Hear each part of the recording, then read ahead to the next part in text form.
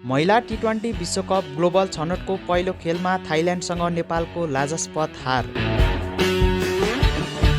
काठमाडौँमा आइतबारदेखि सुरु भएको आइसिसी महिला टी20 विश्वकप ग्लोबल छनौटको आफ्नो पहिलो खेलमा नेपाल थाइल्यान्डसँग पराजित भएको छ।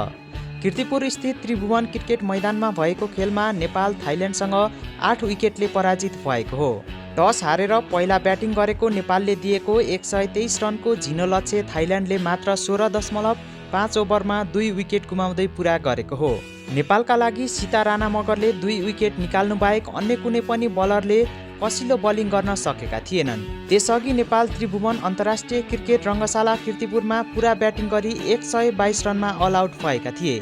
नेपालका लागि ब्याटिङतर्फ बिन्दु रावलले सर्वाधिक 44 रन बनाएकी थिइन् भने सम्झना खड्काले 11 बलमा 26 रन बनाएकी थिइन्। त्यस्तै रुबिना छेत्रीले 2 छक्का र 1 चौकासहित 10 बलमा 17 रन बनाएकी थिइन्।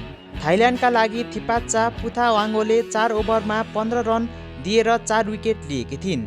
10 राष्ट्र सहभागी प्रतियोगिताको समूह बीमा रहेको नेपालले थाइल्यान्डपछि जनवरी 22मा नेदरल्यान्डसँग, जनवरी 24मा जिम्बाब्वेसँग तथा जनवरी 26मा स्कटल्यान्डसँग प्रतिस्पर्धा खेल खेल्नेछन्।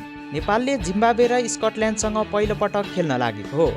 समूह एमा Bangladesh, Ireland, Namibia, Papua New Guinea र अमेरिका रहेका छन्।